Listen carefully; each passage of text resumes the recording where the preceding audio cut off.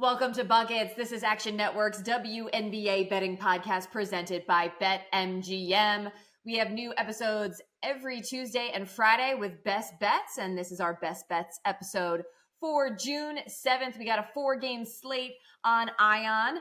I'm your host, Maria Marino, back here with Jim Turvey. Jim and I we're being very, handy right now, recording this at halftime of the NBA Finals game in advance of the Friday slate, juggling a little bit, getting all the hoops in. But Jim, a lot going on Friday. Why don't you just start with giving us your best bets?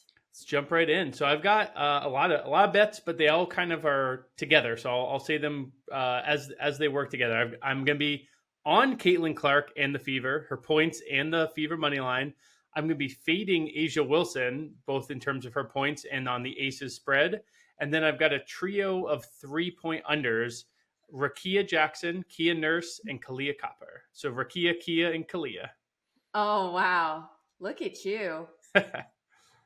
Plenty to get into. So we'll go sort of matchup by matchup here. We're going to be super efficient, but we'll start with the Fever at the Mystics. That's the first game of the night. Interesting line here. Mystics, you can find them laying 1.5, which is odd because they haven't gotten a win on the season. They just went to 0-10 after losing to the Chicago Sky Thursday night. They will be on the second night of a back-to-back at home, albeit. And then, we got the Fever 2-9 straight up, 5-6 against the spread. Last time out, you and I both witnessed in Brooklyn a complete beatdown by New York. 104-68. Of course, the Fever were on the second night of a back-to-back, but they finally get a few days of rest. So tell me, is that what's behind this Fever money line / Caitlin Clark bet? It's definitely part of it. Yeah, you mentioned the absolutely insane schedule that the Fever have had to start the season. They now got, the week off. They had Monday off, Tuesday off, Wednesday off, Thursday off, Friday off. For them, that must feel like that's usually they're playing 3 cross-country games during a 5-game stretch. So this is a whole new world for them. And the flip side of it is now Washington is the team on the back-to-back. So they are staying at home. They get to play in their arena. But this is a back-to-back spot for Washington versus a big rest-up spot for the Fever. I think the Fever are the better team. So far on the season, that has not been the case. I mean, by wins it is. The Mystics are winless, but my net rating, the Fever have actually really, really struggled. But going back and watching some of the tape for the Caitlin article I was writing, and also just kind of checking in on the Fever and how they look, I actually think that they're in decent shape. The offense, especially, really. As I went back and watched, I think they're going to be good at when they're not on these incredibly tough schedule spots. And Washington is really, not in a good place right now. Brittany Sykes, it seems like they might just be like, you know what? We were debating which direction to go with this season. You're our best player. You got hurt. We're gonna keep you out until you're, more than 100% ready to go. The one thing I really like about this getting on the Fever now, what's basically a pick 'em, I think it's about -110 on either side.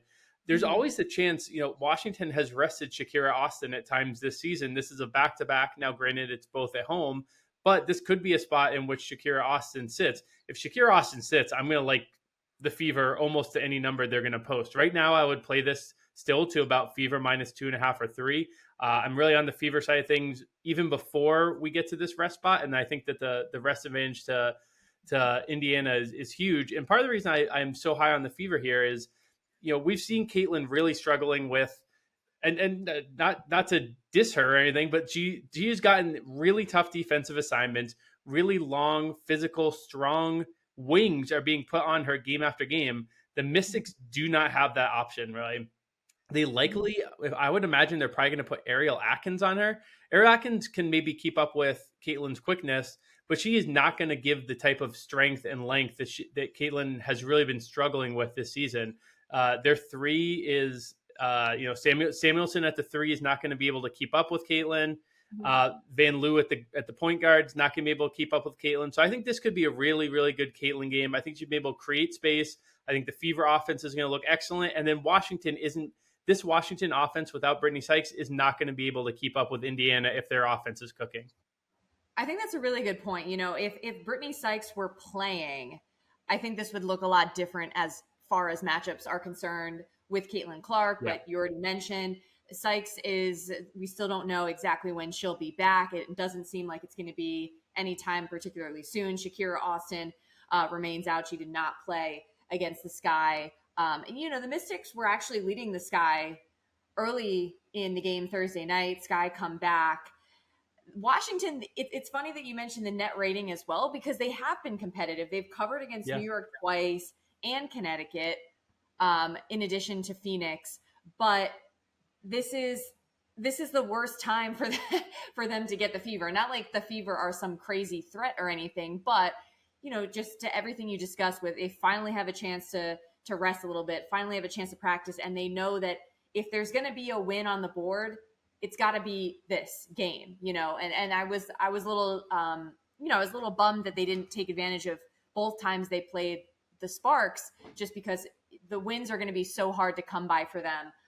And this is the time to take advantage. So Maria, can I ask you a totally with you. question, a big picture question about the Fever? So if you remember from our preseason preview, I think we got the Fever at, I believe it was 24.5. It may have moved down to 22.5 wins at that point, but we were on the under. That's looking outstanding, right?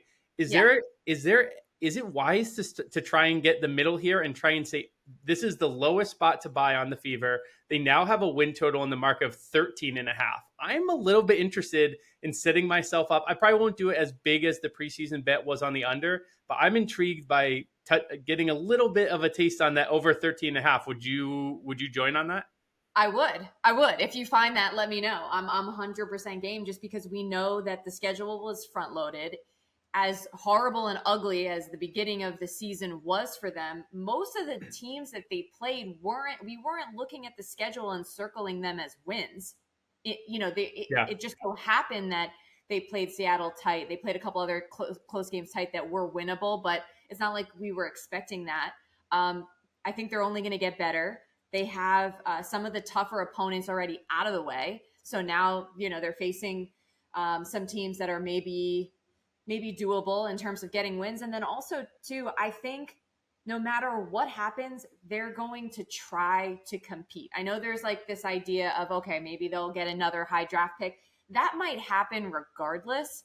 But I think when Caitlin Clark is on your roster, you're trying to win ball games, and there's a good chance that, like, okay, maybe they will miss out on playoffs, but they're going to try to compete and then maybe get a couple of wins, maybe even late in the season against teams that are already locked up in the playoffs. So I do not hate that one bit. And if you're telling me, like, it's at 13.5 or so, a full like 10 games or so under what it was going in preseason, like, all about it. And because I still think it's going to be good for just the league as a whole, for them to be competing and not even necessarily winning, but playing in meaningful games down the stretch of the season. So I'm all about it. This is a team that has done the losing thing for a long time. They have the second overall pick from 2 years ago. They have the top pick from last year. They have the top pick from this. There's no need for them to tank more. I mean, obviously you get a good pick. That's great.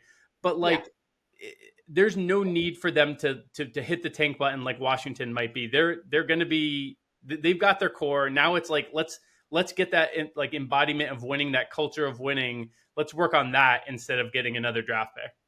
And don't forget, I think they tapped into something with Temifeg Benlay, and she's missed the last few games.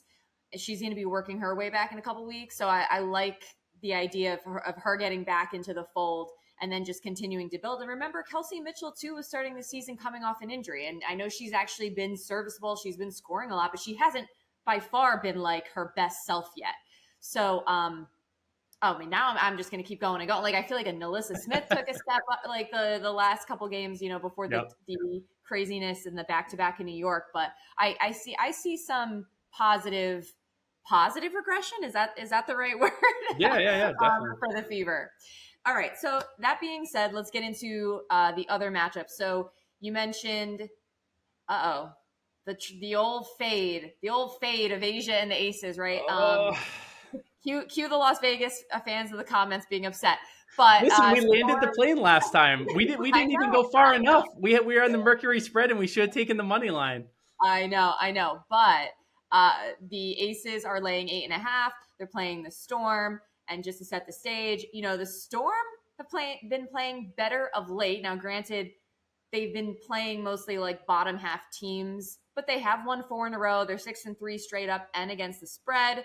The last against the spread loss was that 2-point win over Indiana. And it seems like they kind of woke up after that. And then you have the Aces, 5-2 straight up, 3-4 against the spread.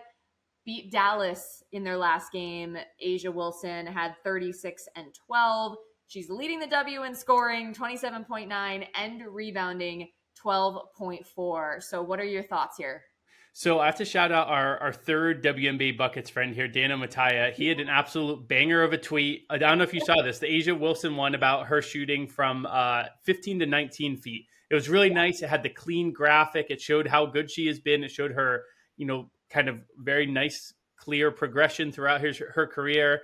The first thing I saw when I saw that, this is a sickness, really. But I saw someone shooting 60% from 15 to 19 feet, and I said, I kind of want to get a little bit of that regression there. Now I know this is Asia Wilson, and trying to fade Asia this season is idiotic. But if you're gonna do it, the Storm front court is it really is. It really is.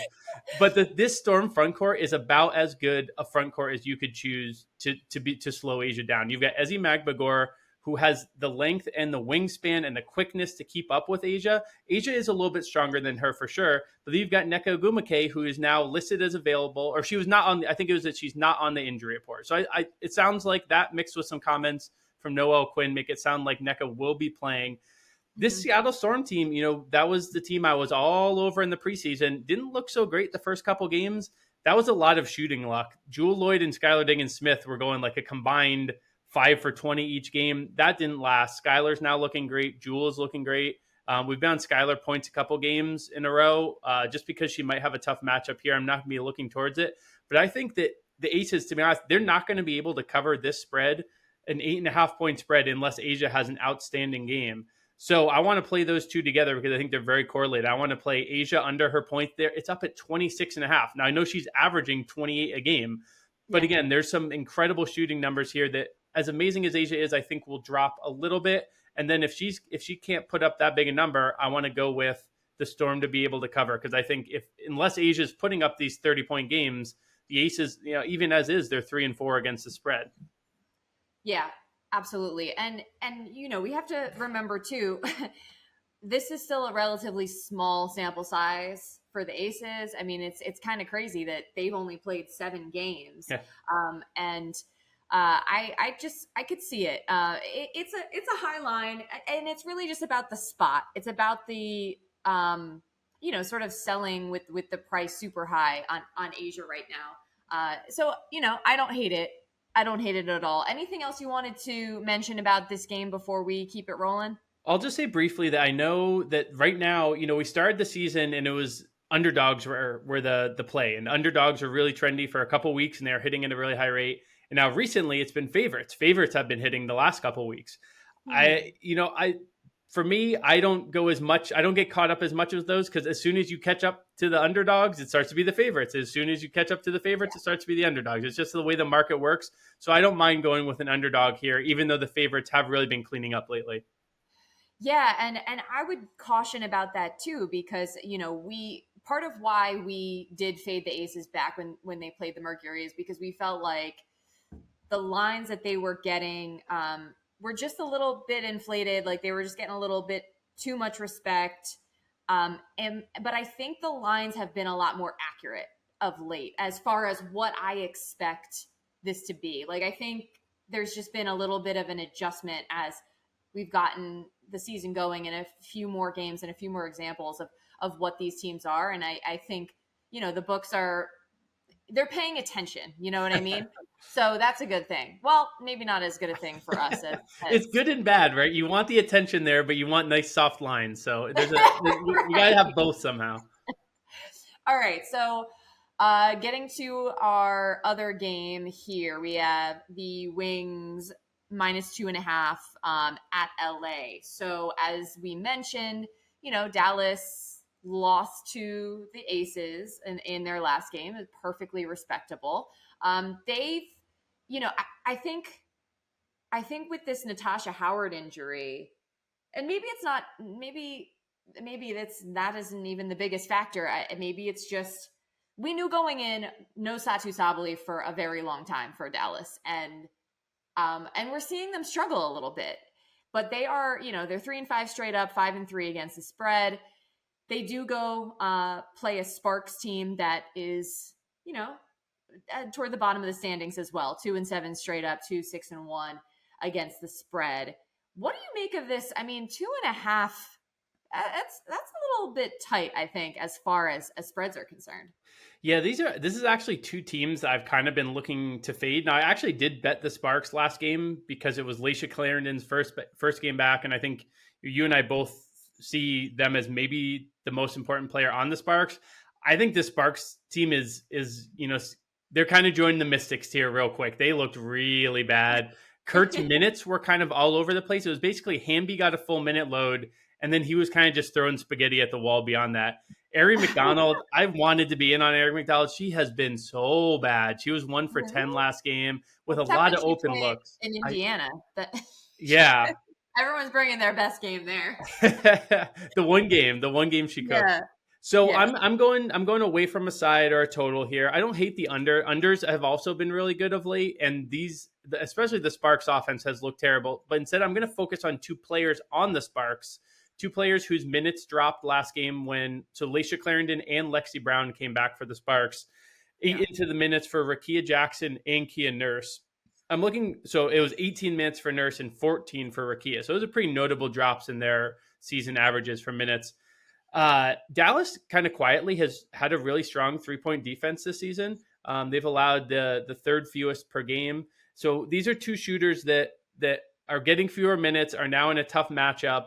I'm going to be looking towards Rakia points and threes under. And for Kia, I think I just want the threes. But those would be a couple of player props there that is just kind of leaning into the malaise that there is a little bit in LA right now. But Dallas isn't the team I really want to be all over. I would lean towards Dallas if I had to be on a side for this game. Yeah.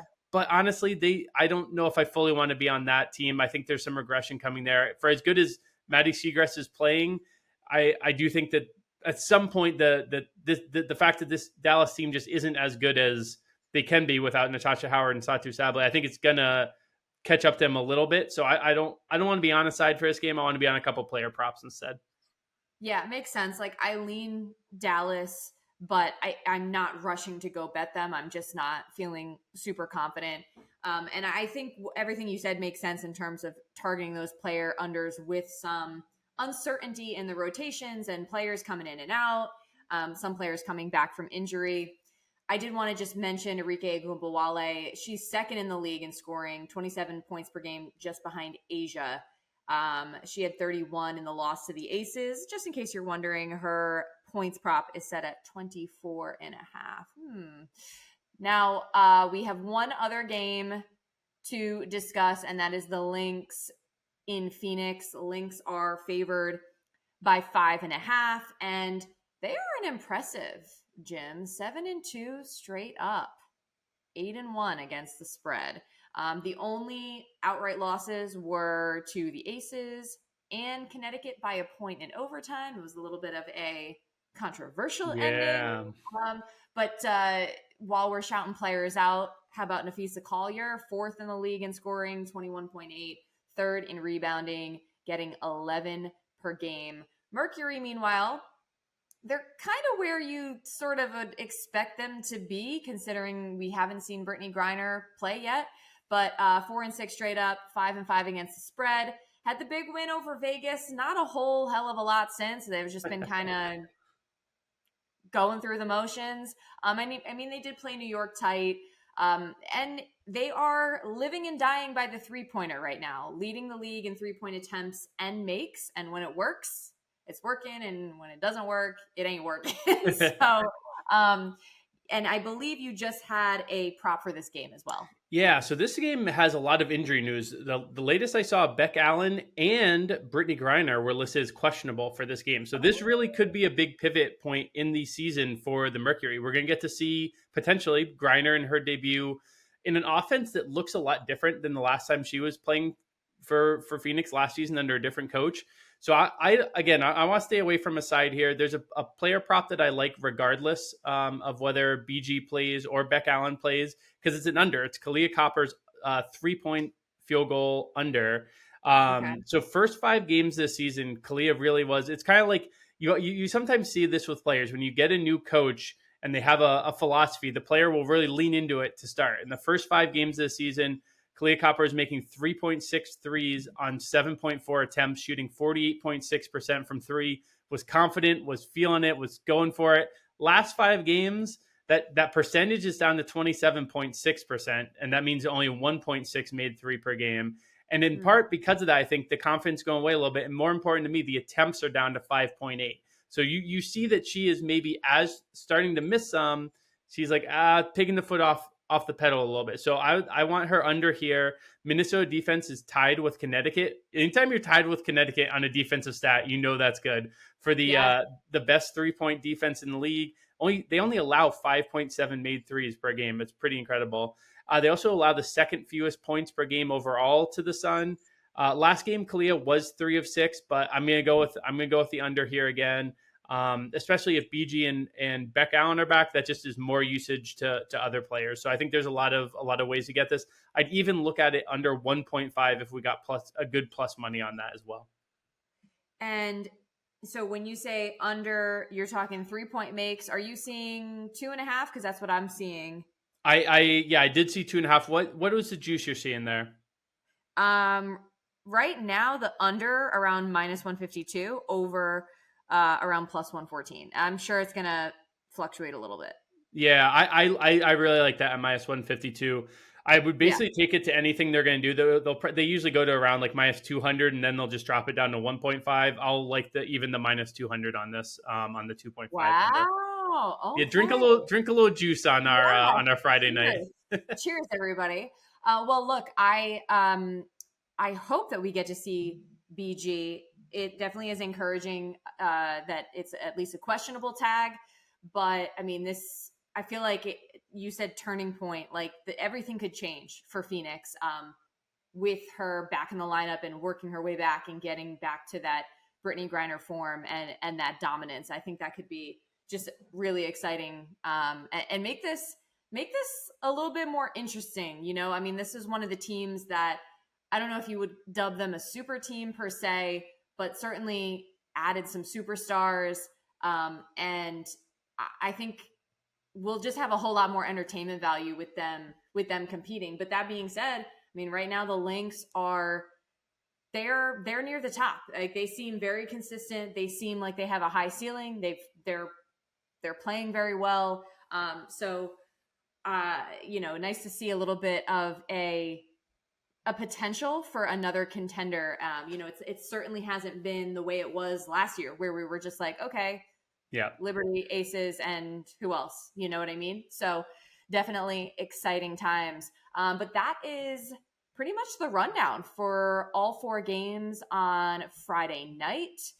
Once again, I'm Maria Marino. Thank you to Jim Turvey for all of the picks and insights. We're going to be back Tuesday, as per usual, with more best bets. Don't forget as well, download the award-winning Action app, and also give us a review of this podcast, preferably 5 stars. Jim, I don't know if you heard, but we've been killing it with downloads, and we've been performing quite well. So a big thank you to everybody who's been, giving us a try this season, and we hope you hang with us because we are just getting started. Let's get buckets.